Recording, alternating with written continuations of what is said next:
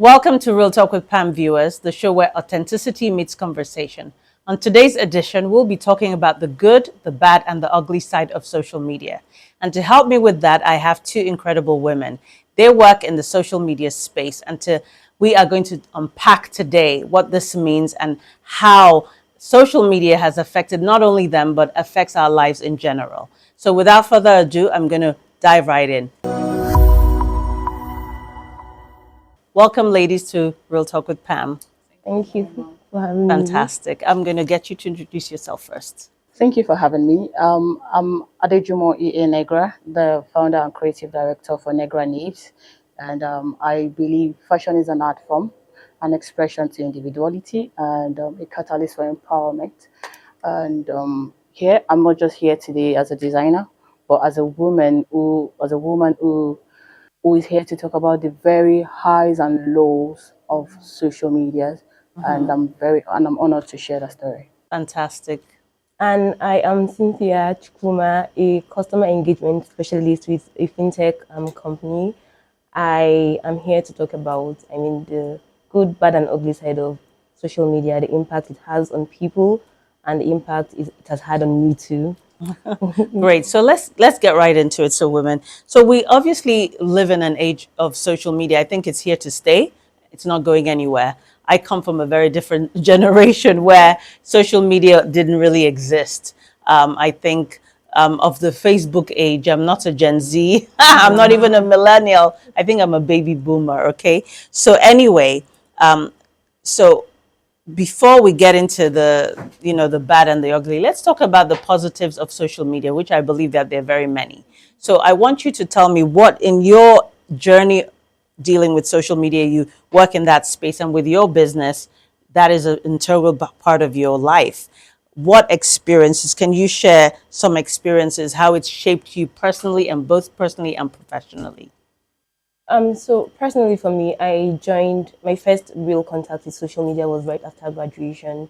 I joined Facebook. It was very chilled at the time. This was around 2016. And I've always been very particular about the things I listen to, the things I watch, and the people I follow. So I had mostly people who were like myself. I had creatives on my timeline. I had career people who I could draw inspiration from. And after a while, I left Facebook because I felt like I grew beyond Facebook and I needed somewhere much bigger. So I joined Instagram and I joined Twitter. And again, at the time, it was very chilled. Twitter was very chilled. And I curated my timeline in such a way where I followed people who were like myself, career people, professionals, creatives, people I could draw inspiration from. And that kept going on. And I kept learning. They would share resources. I would learn from the resources they share. They would post really inspiring stuff that I learned from too. And it got to a point, actually, I think after COVID, Twitter just went downhill from there. People became very toxic. Conversations became very tight. It was either or, black or white, and there were no gray areas. And then it felt like a hellhole was opened, and a lot of mad people, I don't know if I should use that word, but it just became very, very toxic. And it started to impact me, really, because I would go online, I would see a lot of bad news, and I would see conversations, very low quality conversations. We shouldn't be having conversations about who should cook, who should do this, who should do that. And at some point I was like, okay, I need to relax. I need to take a step back. And because if you're not very careful, you get drowned in all of the conversations. It's easy for you to get lost in all of these things, and you don't even realize that this is happening to you. So at some point, I had to say, okay, this is enough. I need to take a step back. I went on a Twitter break. I went on an Instagram break just to clear my head and then come back. So I feel like personally, social media has really impacted me in a very good way. I've grown career-wise because I forgot to mention that when I joined Facebook, I followed people, like I said, who were like me. And that was how I started my first blog. I created my first blog because I had people talking about, writers like myself would talk about writing, about creating blogs and all of that. And I learned how to create a blog, created mine, started writing on my blog, even though I wasn't very consistent. And that landed me my first big job. I mean, I still Right. worked there, and it's the impact of social media. I've also grown career-wise. I've gotten resources. I've gotten help. I've even gotten scholarship off Twitter. Yes, I think it was a 50% scholarship. So they paid half of my fees, and I had to pay the rest of the fees. So Twitter has really impacted me, and I feel like it's because I've always been very intentional about the things I listen to, the people I follow, and the things I watch, the news I read. So it's very important, but it has also impacted me negatively because like I said, at some point I had to take a step back. I was even depressed. I had to take a step back. But it's very important to learn how to balance it. Right. Sometimes you have to go on break, and then sometimes you have to. The spirit of discernment is also very key. So you have to learn the things you take in and the things filter everything before they go all in. Yeah, that's all I have to say. Fantastic. How about yourself, Negra? Okay, for me, a very big thing social media has done for me. Social media has granted my brand a very huge visibility when it comes to reaching a larger audience.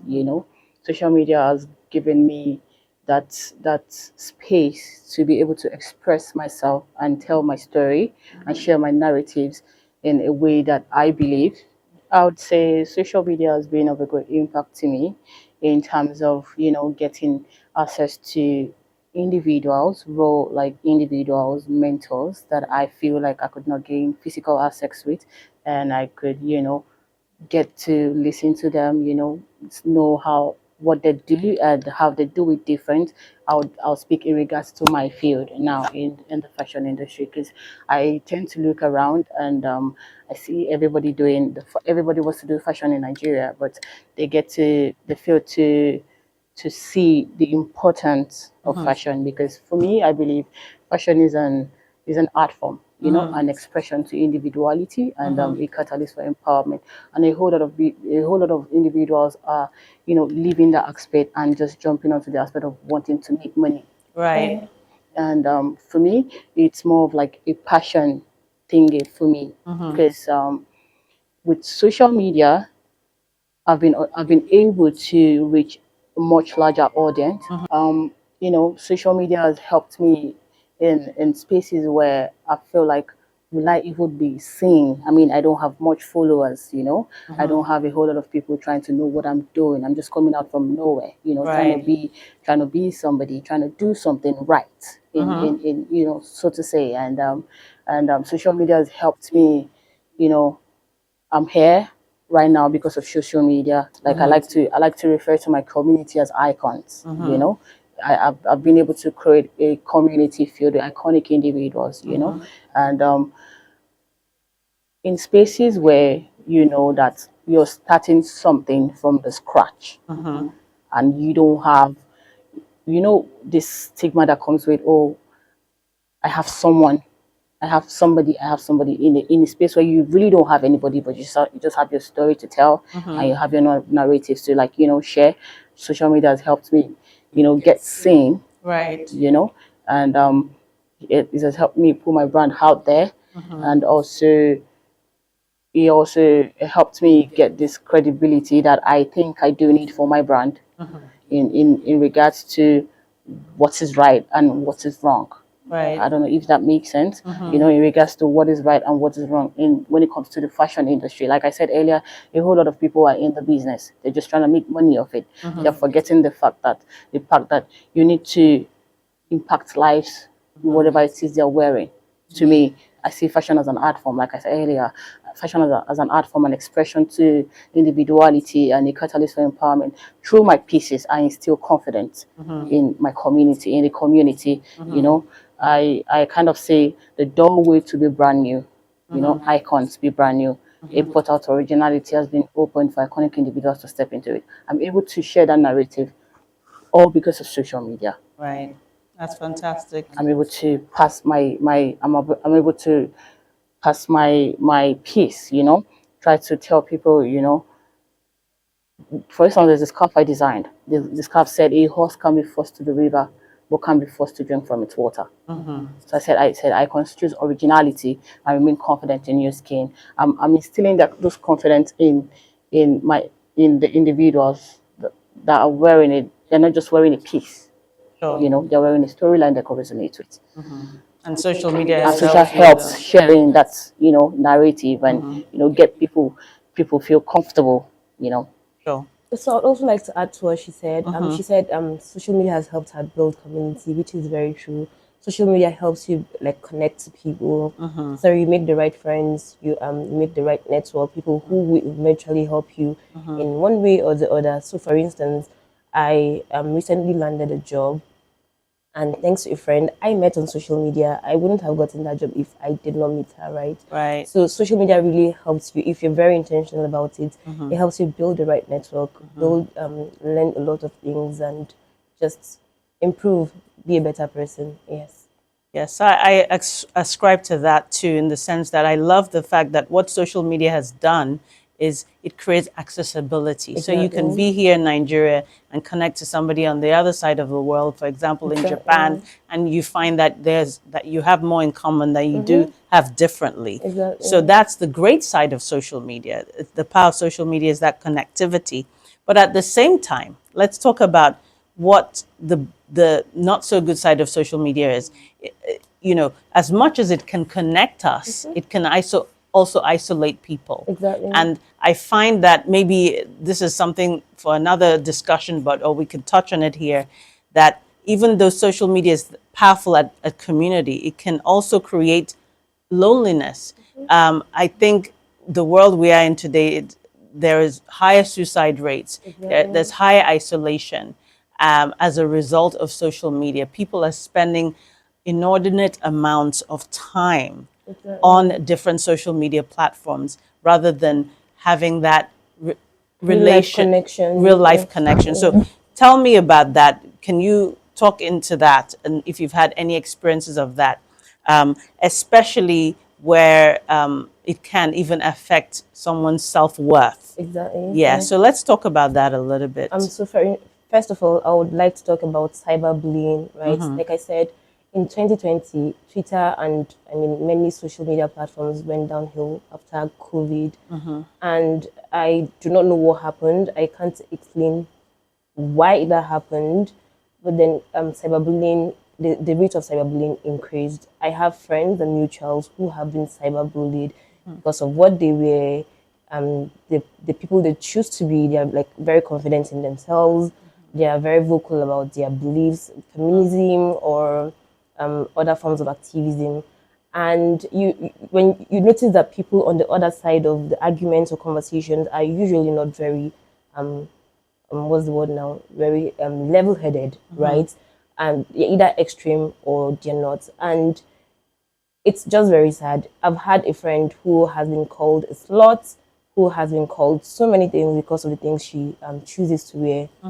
And it's very sad, and it can go on to affect your mental health if you're not very confident in yourself. It can go on to affect your self-esteem. You begin to feel very low about yourself. You begin to question who you are and the things you believe in. For instance, feminism. Again, I said some of the conversations we have in this part of the world are very low quality conversations. Conversations like who should cook, who should do the dishes, and these are. If you go to the other side of, to the western part, they hardly have these conversations. Conversations they have are conversations that can help improve their society. But over here, it's just worlds apart, and it's very bad. It's really bad. It can be depressing. It can be mentally exhausting. It can be it can affect your self-esteem, you begin to question your self-worth. Or am I really this person? Am I good enough? Can I do this? I've had someone post their art on Twitter, and instead of encouragement or instead of compliments, she got a lot of backlash. She got a lot of insults saying, "Oh, your art is dirty. Your art is ugly. Your art is this, that," and this can go on to affect. Like I said, you start to question if you're really good enough for the things you do, and if you're not careful enough, if you do not have that spirit, again, the spirit of discernment, the spirit of, it's just very easy to lose yourself in all of these conversations. So it's always very important to know who you are, to know the reason for why you do the things you do. Why do you do your art? Do you believe in yourself? have a clear path to growing and drown the noise. It's so easy to get lost in the noise. So it's very important to learn to filter some of the noise.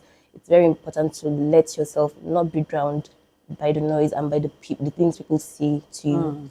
Yes. Oh well, I would also like to mention the suicide part of so suicide is also another part of the negative impact of social media. Let me cite. I have a friend, not a friend. I mean, he was a mutual who killed himself over a conversation that happened on the timeline, right? Wow. Somebody And you know. not personally, Right. someone, a mutual's friend, Friend, exactly, right. and he committed suicide over a conversation that had happened on social media.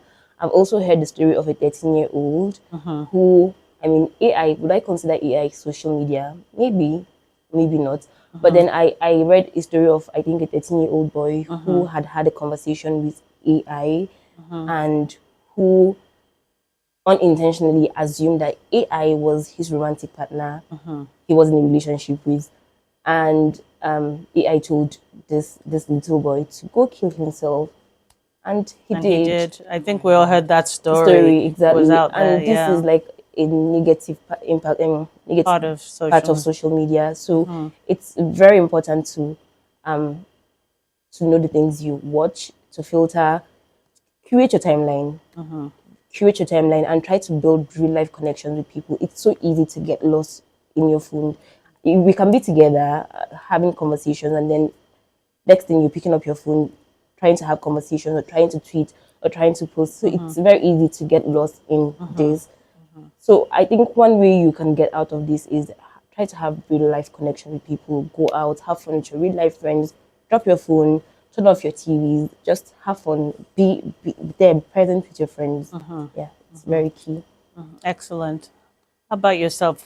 Have you had any experiences, negative experiences with social media? Yes, I would start with the comparison and the content fatigue. Right. You know, there are days where I get to question myself. Am I even doing the right thing? You get in, in spaces where you get to post a video or you get to post a product and then you get like very low views, in spaces like, because I told myself I'm not going to like buy followers or whatsoever those people are doing. That you get to their page, you see over like 10,000 followers, but you're getting to see 10 likes or 80 likes or thereabout. I told myself authenticity, authenticity wins, authenticity is power. I get to build these followers, get to track how it's going, show up originally. And there are days that I get online and then I just see people seem to be winning and then I just get to be like, am I even doing the right thing? Right. I get to question myself. Am I posting the right thing? I get to question my belief. Am I even doing this fashion thing right? But then I'm doing it right. These people are just in spaces of where people tell me, oh, Negra, like the type of fashion you want to go into, very few people could understand it in Nigeria. I said, then, I'll get my audience. My audience will come forth.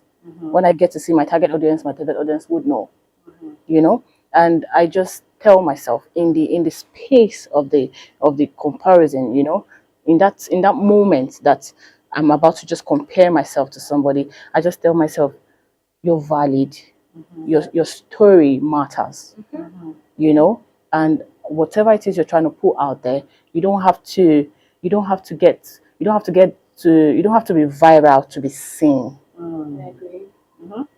I get to tell myself that to just get back into myself and stay present, because at that point in time, trust me, I'm second guessing what I'm doing, I'm doubting whatever I'm posting, and I'm more of like the creative director for the brand right now. Everything on my social media, down to the visuals, down to the graphics, everything, like tech, anything tech inclined, I did it myself, So I tend to like look at myself, and I wouldn't say completely the comparison is a bad thing, because it has helped me shape my brand in a way that I believe fashion should be. Because I look out to like brands like Polo Ralph Lauren, I look at to brands like Louis Vuitton, Gucci. I see what they're doing for their brands, and I'm like, yes, I can do the same thing these guys are doing.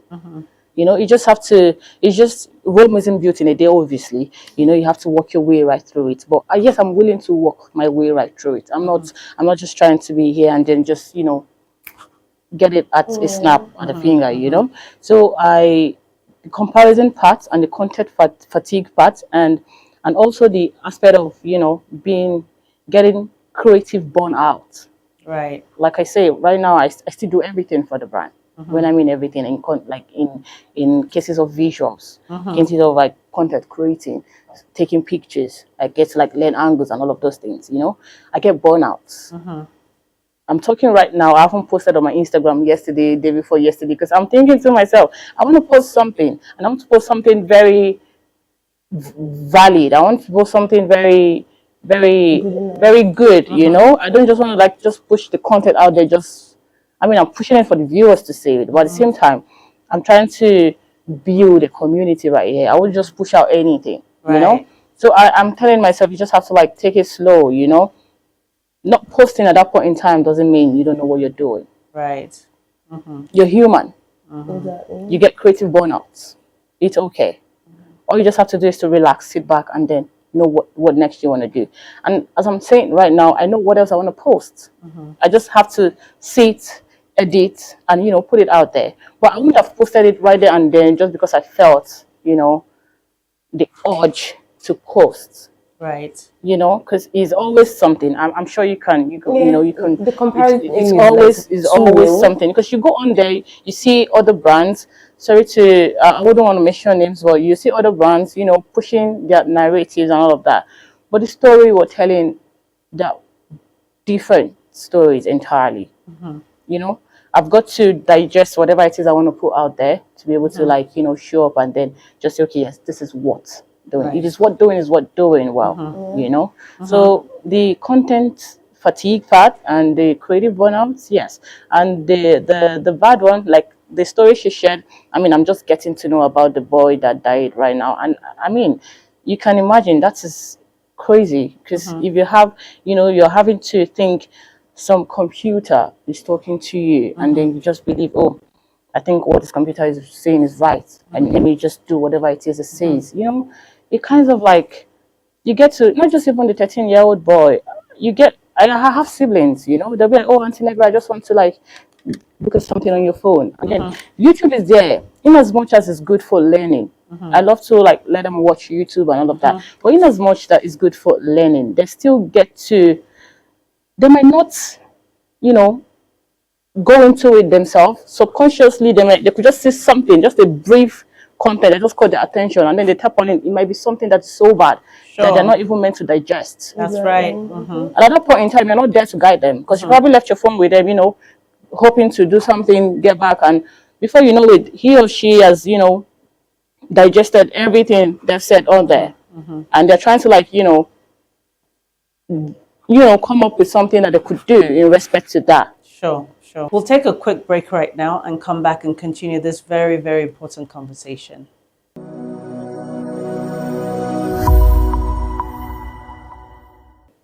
Welcome back to Real Talk with Pam. Just before the break, we were talking about the good, the bad, and the ugly of social media. So let's continue this important conversation. So guys, you remember before the break, we were talking about pressure. Yes, please. In terms of, you talked about content fatigue, Yes, please. wanting to, and the comparison trap. Now that's a real thing. So I'm curious to know, how does that pressure manifest itself with you guys in terms of social media? How does it show up? Because I know that for me, I have a daughter who's 18 years old, and for younger people, more than I think for us who are slightly older, there is this pressure that you see on social media, and it's almost like everybody's life seems perfect. Everybody doesn't seem to have a problem. They're having the perfect relationship. They're making a lot of money.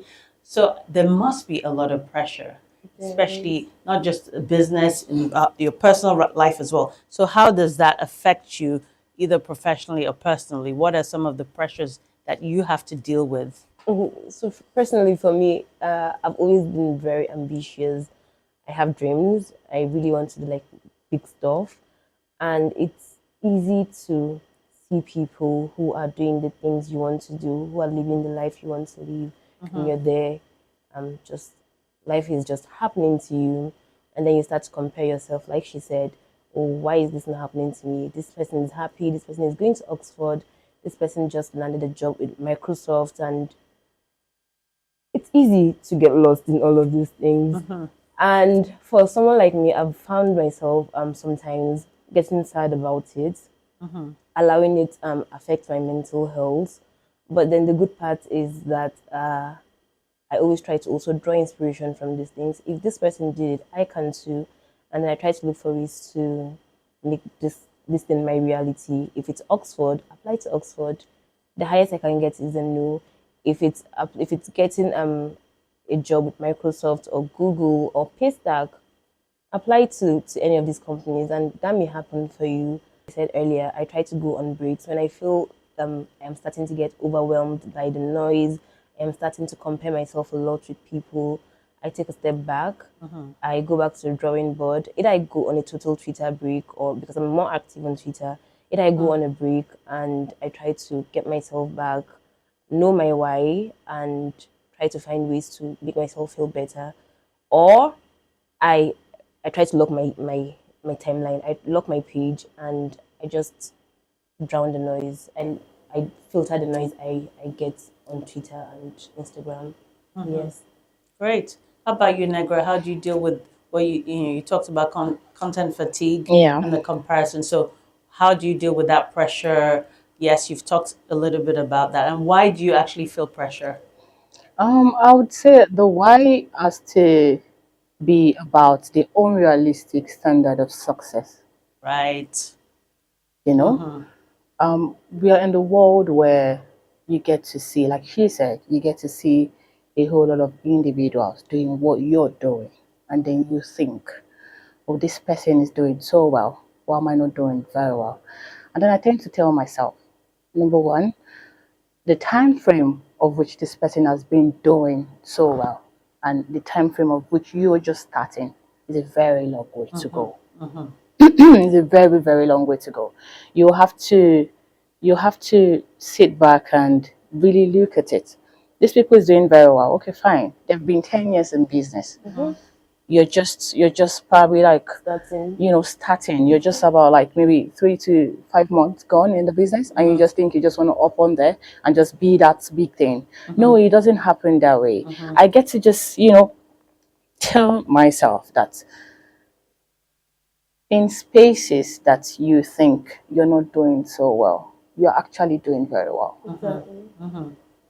Because the urge, the you that gets up to actually do something, already you're like 10 steps ahead of, like, let's say 50% of people already.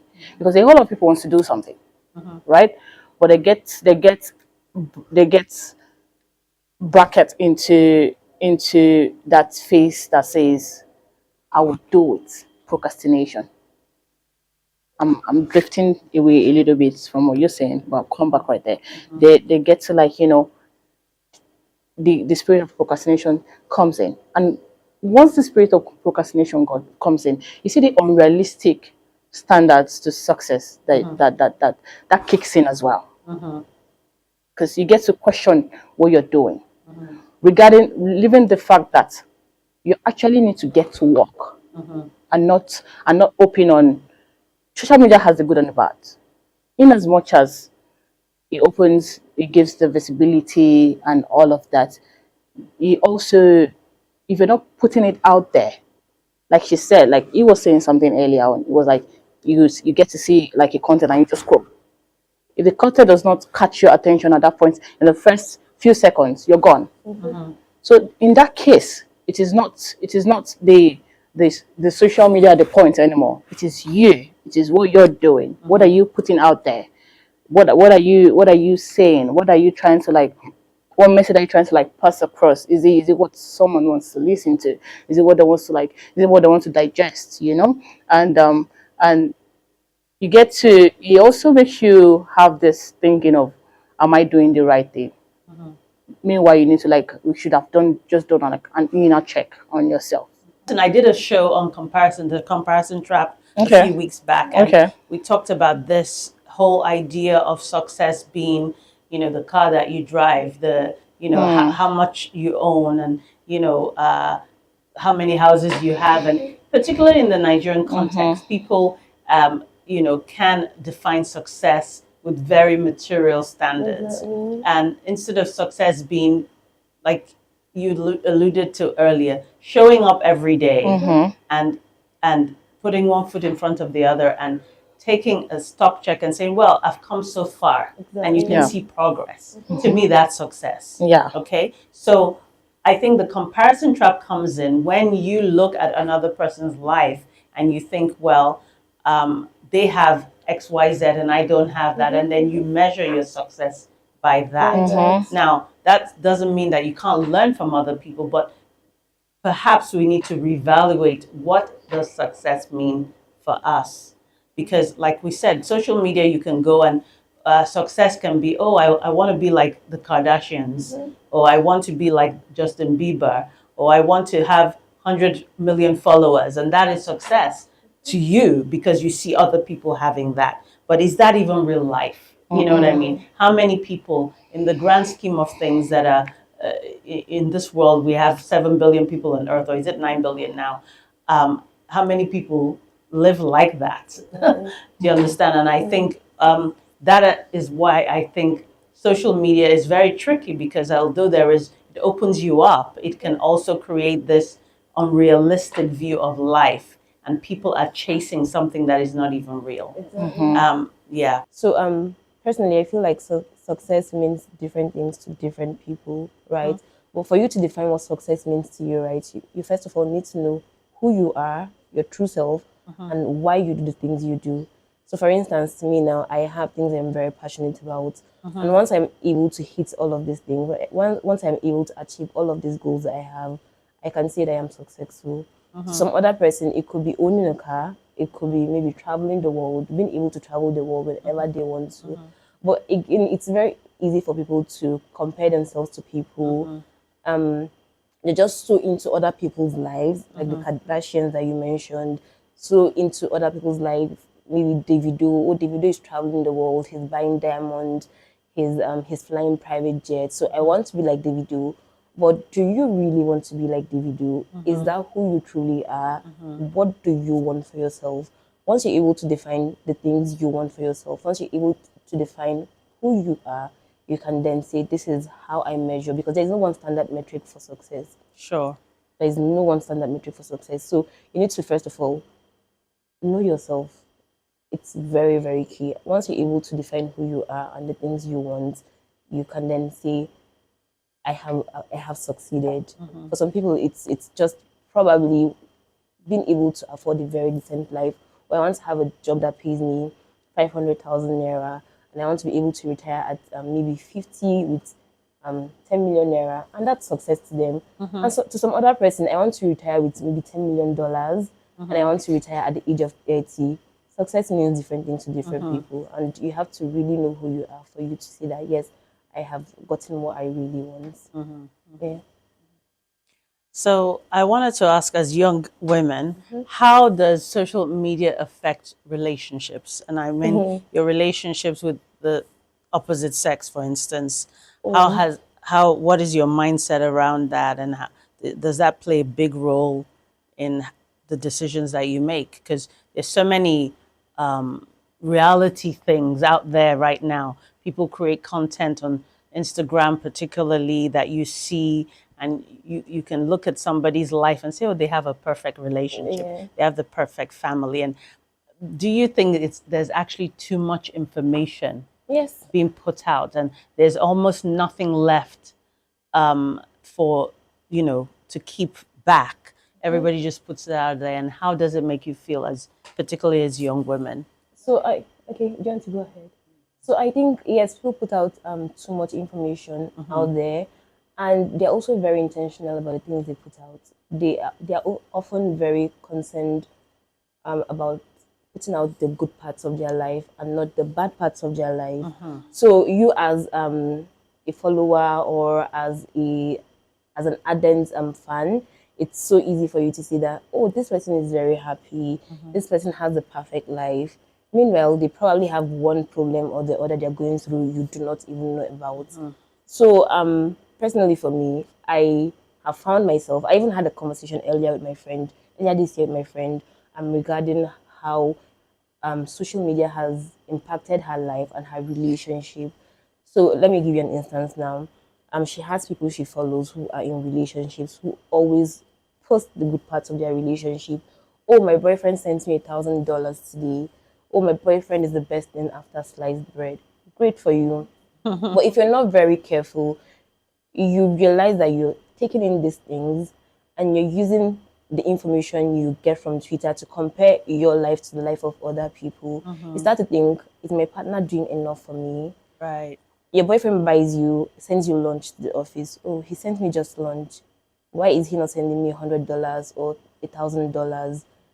You see someone post that their boyfriend or their partner flew them to whatever country it is, and then you're thinking, my boyfriend hasn't even taken me on a proper date in months or in years. And meanwhile, this is not who you truly are. It's possible that you even prefer the more modern things. Is that how to pronounce it? Sorry.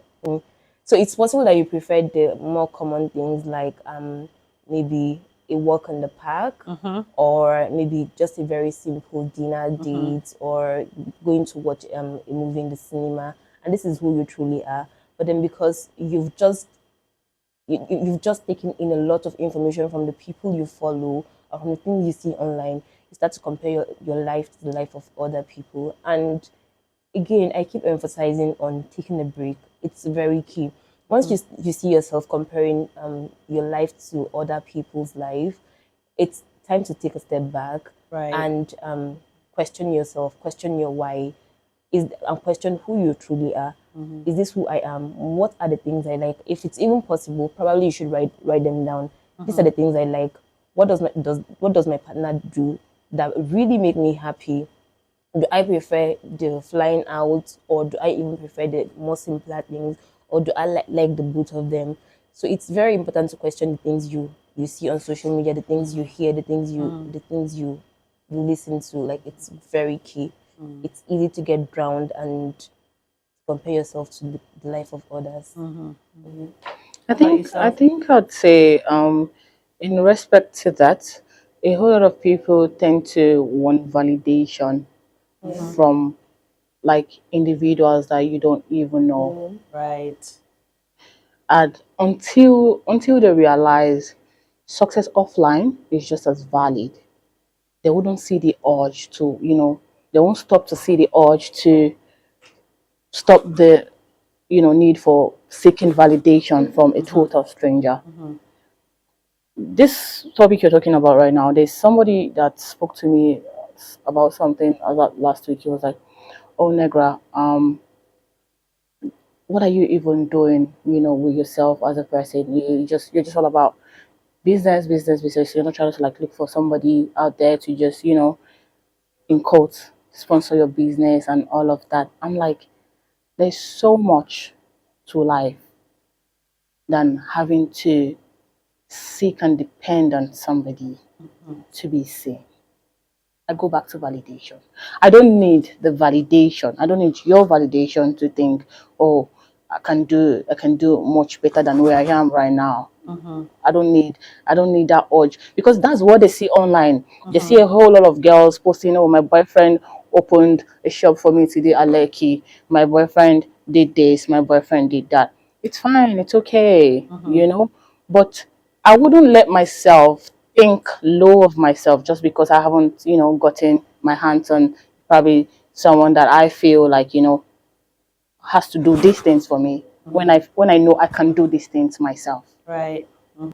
Because so I tend to like I had to sit down, and then I said to myself, like, I'll quote again, until they realize success offline is just as valid. There's so much you're doing on a day to day, and people don't get to see a whole lot of things you get to do day to day.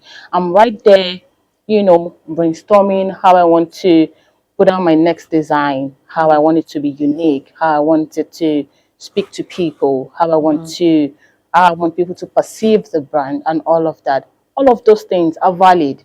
All of those things are stories I'm telling behind the scene that no one gets to see. Sure.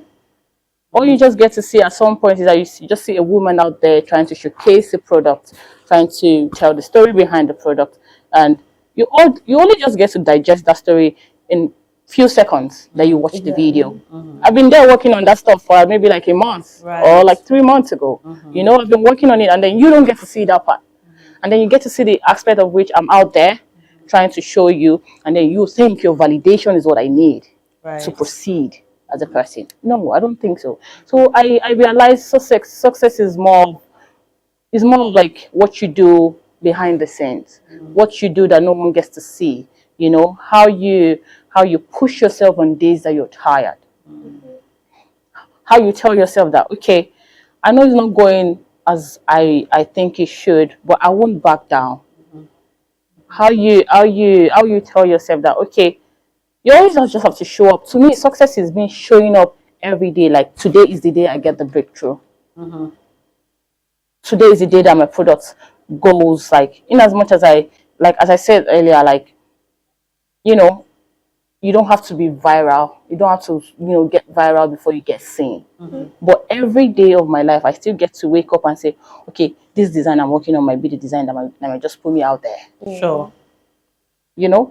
And having that, I had you see a whole lot of individuals in when it comes to the opposite sex. They come to you, especially when they see you as a woman founder, or they see you as a woman that's got dreams like you, or they see you as somebody that's just trying to do something for herself. They come and they try to want to distract you. Even a whole lot of them come with money. They come to want to entice you with money. I've had I mean, I'm just a young girl from Lagos trying to make ends meet and all of that. And then you just see somebody come to me and tell me, oh, what you're doing is, they will pretend as if they love what you're doing. They're looking for, they want to give you that validation that the inner you is seeking at some point, subconsciously, just to distract you off your pace, and these people might just come. I've had somebody tell me that, oh, Negra, hi, how you doing? I love what you're doing, and I would love to your product. I'd love to, let's do something from China or something. I would love that, But moving forward, you get to see that all of it is just words on the lips, just to distract you. And they want you. And They want you to pay a price for that. Want to pay a price for Sure. that, and alter your ego in a sort of way. You get me? Like, want to like make you feel like, that saying that would be like, oh, the woman, how dare you have like such a big dream? How dare you? I told somebody one time, I was like, I'm the next Louis Vuitton in the making, and the person told me, how dare you? Right. Interesting. What do you mean you're the next Louis Vuitton in the making? I'm like, I pay super attention to details. Sustainability and timeless elegance is on the high side for the brand. And if you look at what these brands are doing, they're not doing anything different. And in other case, I tell storylines. My brand is a spot for storytelling. I tell my story through my designs. So you wouldn't compare me to other brands that just want to like make money of their brands. So, and this person tell me, how dare you? How dare you say you want? Do you know what Louis Vuitton means? At that point in time, I wouldn't lie. At that point in time, he had poked something in me. Right. I'd started like to have, oh, are you sure I'm doing this right? But at the same time, I picked up myself and tell myself, I know what I'm doing. In spaces of like a whole lot, like let's say 10 people, you're the only person trying to like say something wrong, and trust me, I'm open to critiques. Very well. But at that point in time, that was like this person's way of distracting me. Sure. And at that point in time, I didn't need his validation to move on. Because at that point in time, if I had paid attention to what he was saying, I would have backed down at some point, or I'd have gotten home, have like a self, like I said, that comparison, and that's this time around, it wouldn't even be like a content fatigue.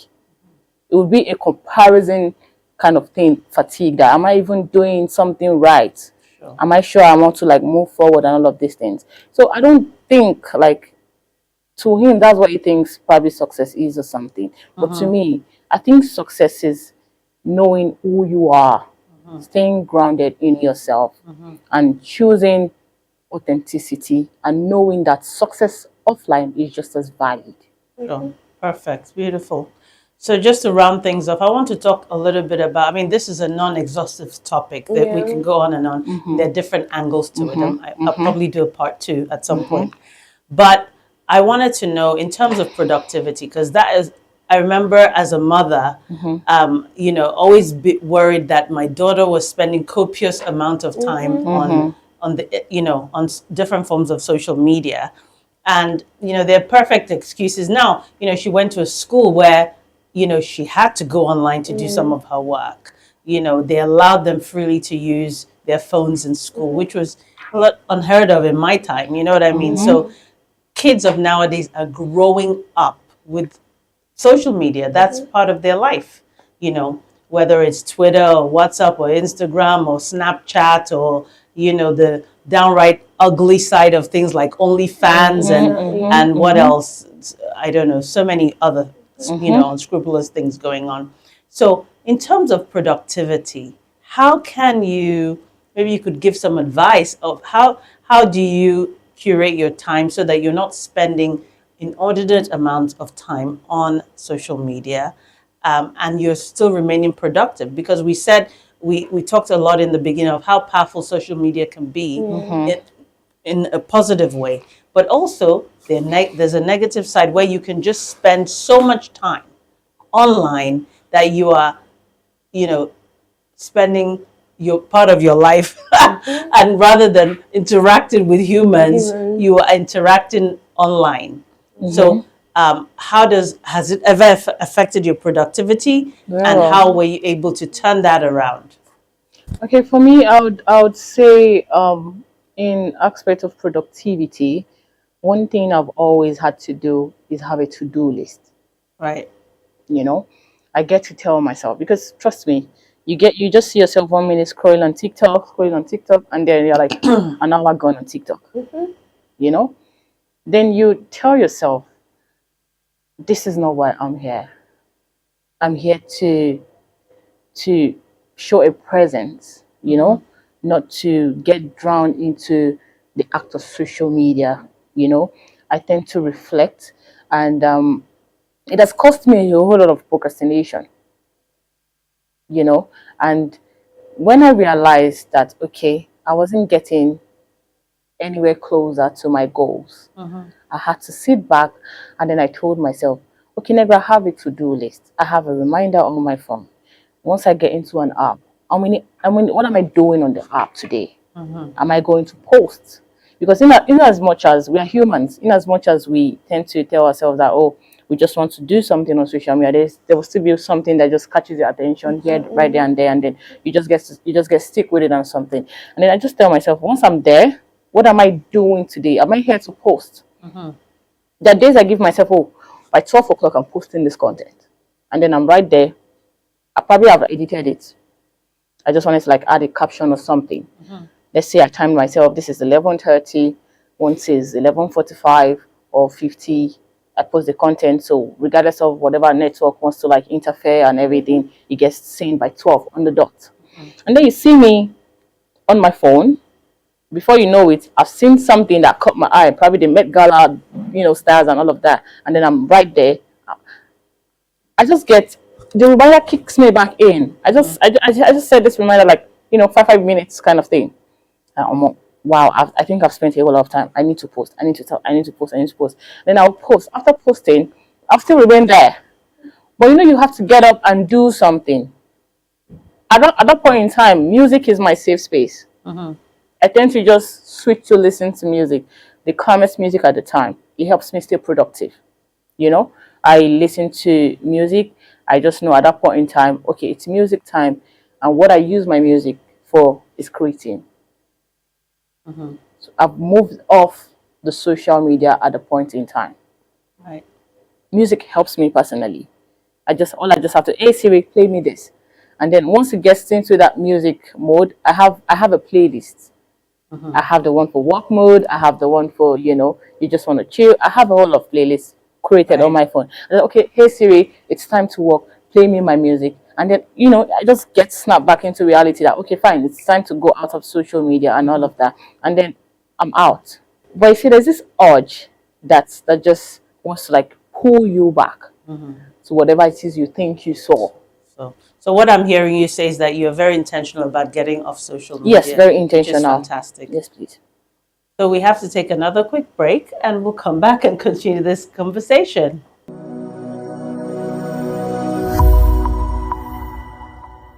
Welcome back to Real Talk with Pam. Just before the break, we were talking about the good, the bad, and the ugly of social media.